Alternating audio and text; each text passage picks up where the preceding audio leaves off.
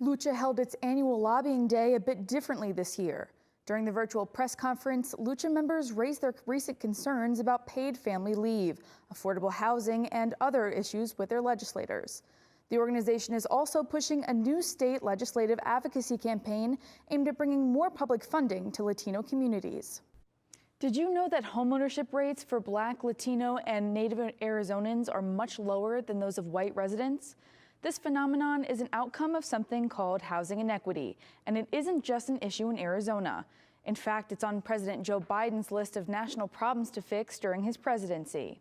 But what does housing inequity actually mean, and what does it look like here in Arizona? For starters, housing inequity describes any disparities there may be related to homeownership rates, affordable rental housing, homelessness, and other related hardships. According to a Prosperity Now report, 71.5% of white Arizonans are homeowners, while this percentage is 35.2% among Black residents, 53.8% among Latinos, and 55.7% among Indigenous people. When you were in grade school, how much did you learn about the Holocaust and other genocides? No matter where you went to school, your answer is probably something along the lines of not much or not enough. A new Arizona House bill has risen to change this reality, and many local advocates are applauding this latest Holocaust education effort.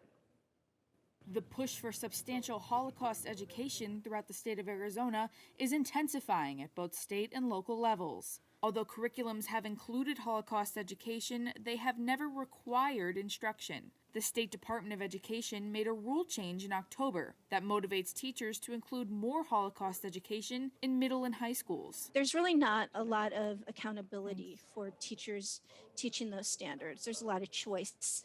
So although teachers are required, there really wasn't an emphasis on it. Representative Alma Hernandez's House Bill 2241 was revived in January to solidify the rule change. If passed, the bill would require Arizona schools to teach students about the Holocaust and other genocides at least twice between the 7th and 12th grades. Cheryl Bronkesh of the Phoenix Holocaust Association says there's a need for a Holocaust education ruling like the one Hernandez is backing. The main reason to do it is to codify it in law. I mean, hopefully it will pass the Senate soon and it will be signed into law by the governor. There's more permanence when it's a law. And plus, I think there'll be more focus on it, a bigger spotlight.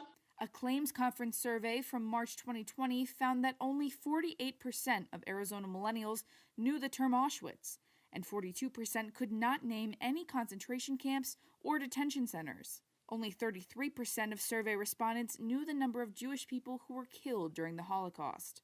Because of these numbers, some feel that Holocaust education should expand outside the classroom altogether to establish emotional connections to World War II, especially after the last living Holocaust survivors pass away. The Arizona Jewish Historical Society offers a space for visitors to do this by asking questions and listening to the stories of Holocaust survivors. When the survivors are gone,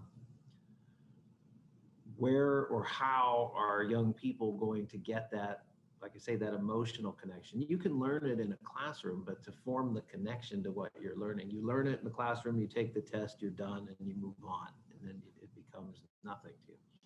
So how do you form a connection that becomes memorable? Advocates hope that making Holocaust education accessible will bridge a lasting connection between World War II and today's youngest generations. House Bill 2241 was brought to the Senate earlier this month and is still waiting to be voted on. Local advocates believe it has a high chance of passing this time around because it was set for approval last year before it was dissolved completely due to the pandemic. In the studio, Kelly Donahue, Cronkite News. While these organizations have several goals they're looking to achieve this legislative session, one mission rises above the rest: to stop putting the wants of the state's wealthiest above the needs of Arizona families. Lucha says that reinvesting in local communities is the way to do it. In the newsroom, Kelly Donahue, Cronkite News. Biden also wants to limit housing discrimination, which can occur when a landlord refuses to rent or sell, or charges more to buy or rent a property to someone based on their race or ethnicity. Housing discrimination also occurs when a property owner says that a property is no longer for sale when it actually is. In the broadcast center, Kelly Donahue, Cronkite News.